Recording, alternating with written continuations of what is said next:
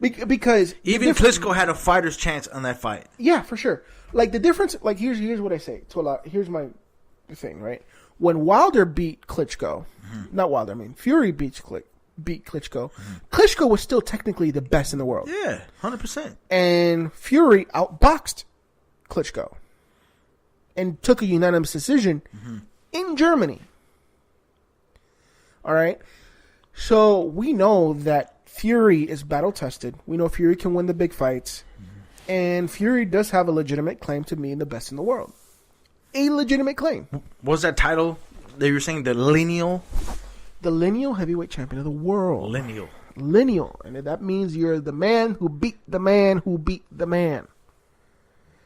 I know it doesn't always matter, but I think in today's division and the way it is, I think it really does. Because the titles are broken. And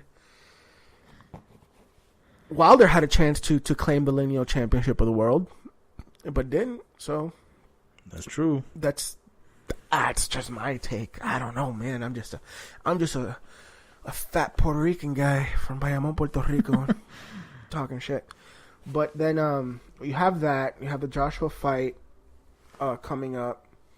We also have some MMA news, which I think is very interesting. UFC did a pre-announcement that they're slotting John Jones versus Daniel Cormier for the fall. What are your thoughts on that? John Jones, isn't this like the third fight? DC versus John Jones. 3, yeah.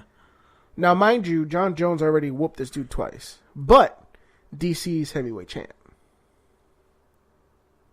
So he's gonna come down. He's gonna come down to try to get that one back. So John Jones is light heavy. John Jones is light heavy. You know what? John Jones ain't who he used to be, bro. Or he's better than he ever been. Let me ask you a quick. No, when was the last time he fought? 2 months ago. John Jones? Okay, how about before that? 2 months ago. I guess UFC, he's fought twice this year. UFC's so different than boxing. He's fought twice this year. Before that, he hadn't fought in a year. I guess that's the gap I was referring to. UFC, that's a long time. It is. I mean, it's a long time in boxing too. Yeah, it's a long time in fight sports. Period. Yeah, 6 to 9 months is like the length for boxing. Yeah, imagine UFC when you're getting kicked in your freaking temple. But I'll tell you this: with steroids or without steroids, John Jones is still the baddest motherfucker on the planet, bar none, undefeated. On a light heavyweight scale or no, pound for pound scale? On a pound for pound scale. Okay. He is the baddest motherfucker on the planet. And the reason I say this is just look at his record. Yeah. I mean, look at numbers don't lie. Look at his record. And yeah, he popped. Yeah, there's picograms. Yeah, there's this. But even when clean, nobody can beat him.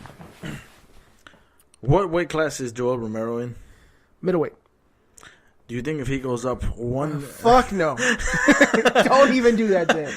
Joel Romero is a brick shit house, but he's a little short for John Jones. Yeah. So. How tall is John Jones? He's like 6'4"? Nah, chill. He's all of 6'4". Yeah? All of 6'4". Damn. With monkey-ass arms. And I don't mean that in a derogatory way. The dude does legitimately have a 7-foot wingspan. Jeez. And I mean that, like, legit. Like, if you ever watch him fight, he'll just stick his hand in your face and then kick you. Yeah, I know. Yeah.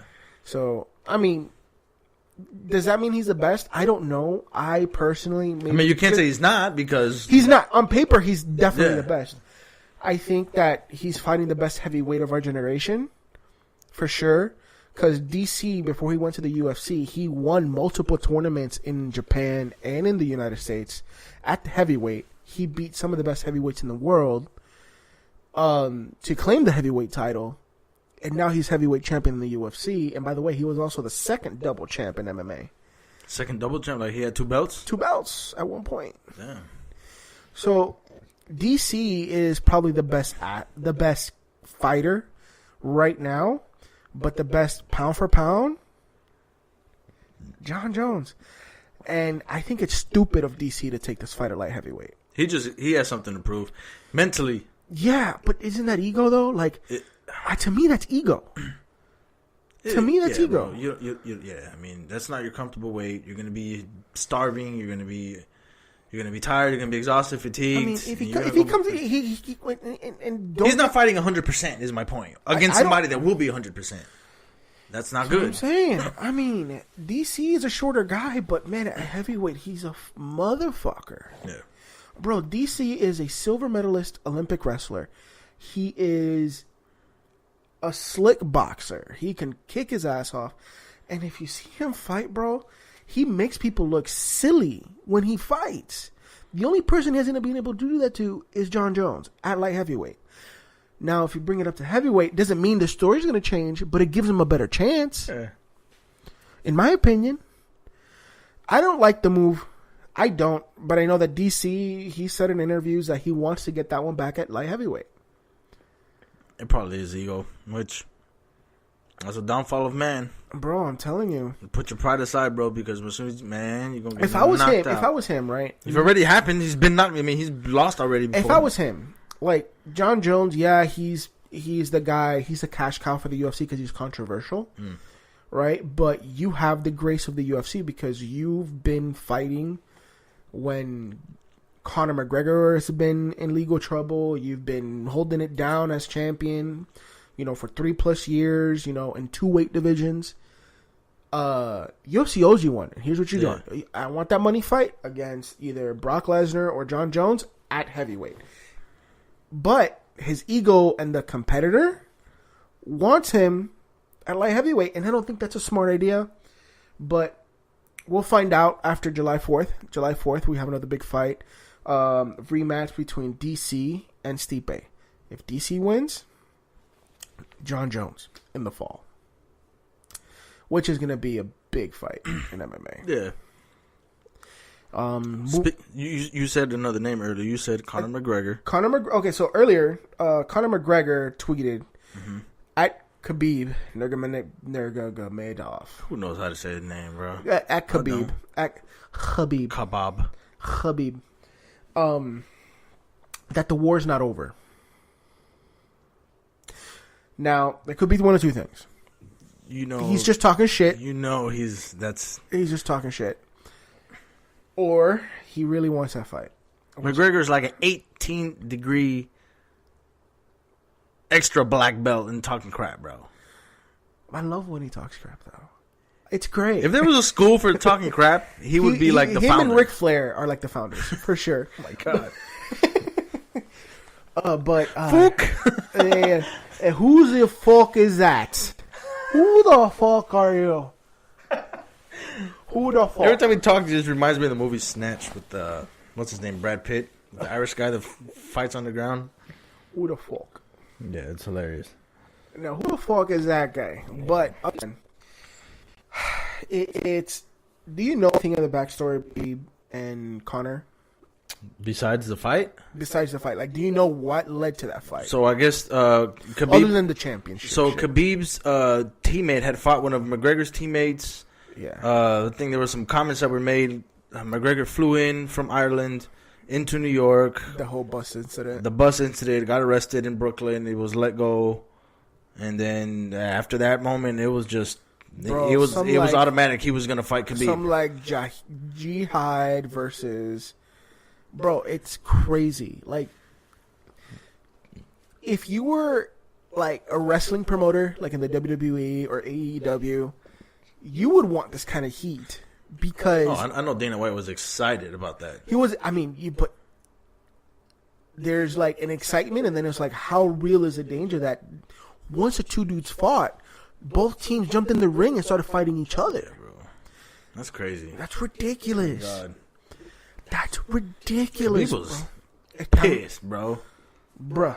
I'm over here like, in Conor, he say what you want. Yeah, he doesn't have the best record at the moment anymore. He's lost a lot. He hasn't lost a damn ounce of marketability, but I think he's lost a lot of credibility. No. You don't think so? No, man. I think Khabib is just that good, bro, where you could put anybody in front of him right now that's the same weight, that's in the same division, anywhere around the world, bro, and he will, like I told you earlier, he's like a python, bro. He's like a little rabbit going down the jungle, and then a freaking python comes in and strangles him to death, bro. It's like you can't do anything fighting that man, bro. He knows how to bring you to his best game is on the ground, and he's just gonna talk to you until you quit. Yeah, he's gonna say Allah in your ear, so you can't no more. I don't know if it's Allah, but definitely.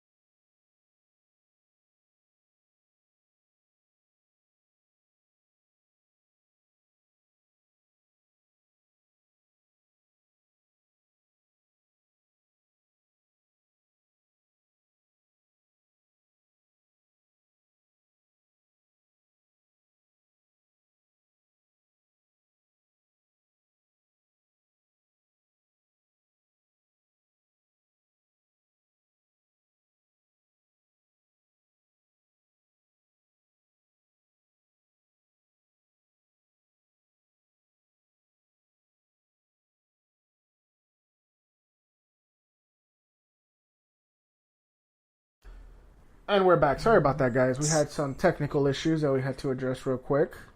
But now that we're back, yeah, dude, the whole deal with that rivalry, it's entertaining because of like how heated it is, but I think it's also scary because of how personal it is. You know, the personal attacks. I don't think, as an athlete, you should go that far into being that personal. But then again, it's not the first time it's happened. It definitely won't be the last. So, yeah, I mean, just coming from two passionate guys, that's what matters. I mean, you could have guys that aren't as passionate, maybe, but I mean, the last maybe time that wouldn't have happened. But Khabib is very passionate, for sure. Last time I saw something like this in combat sports was probably Cotto versus Margarito, where it got this freaking personal. And before that, Tito, and then Tito with B-Hop. Remember when B-Hop stepped on the PR flag? Oh, yeah? And before that was Mike Tyson, maybe. Yeah, but, yeah, dude. Remember? Many times. You remember that? Like, we were still kids. We remember that when bro. Mike Tyson got out of jail and told that reporter that he's going to fuck him until he loves him? Shit. That was crazy, bro. Dude, I'm going to fuck you till you love me. Damn, dude. I'm going to fuck you. Hey, yeah, man, bro. I'm going to fuck you till you love me. That guy's crazy, bro. Dude, for real. I would not want to mess with him. Hell no. Last bit of sports news. So, y'all know I'm a wrestling fan. I'm a huge wrestling fan. Whack. Whatever. But the WWE officially has some competition in the works, man. Who? It's a company called All Elite Wrestling. All Elite Wrestling. AEW. AEW. So, I'm going to re-educate you. What do you mean re? Educate me, period. Periods. Yeah. So, the Sons, or the son of wrestling legend Dusty Rhodes, the American Dream. Okay. His son, the American Nightmare, Cody Rhodes, with a billionaire backer, also the owner of the Jacksonville Jaguars, started a wrestling organization called All Elite Wrestling. And they had their very first pay-per-view this past Saturday. And if online chatter is correct, man, this is going to be WCW versus WWE all over again. I'll tell you this. I saw a couple of the matches online because I did not buy the pay-per-view. I do have a link because to why would you? And I mean, if I had more money, I probably would patronize there. But part of it was, if it's whack, I wanted to say I missed it, right? But I did see one match that was put on YouTube for free on the AEW YouTube channel, which was Dusty Rhodes versus his brother. Well, I'm sorry, Cody Rhodes versus his brother Goldust, also known as Dustin Rhodes. Goldust? Yes. Sounds like a Pokemon. You don't remember Goldust? Dude with Yes, the I yellow do. face and the black. Yeah. So Goldust renamed himself after his real name, and now it goes by Dustin Rhodes. And instead of the yellow, gold, and black face paint, now it's red and black face paint. And they had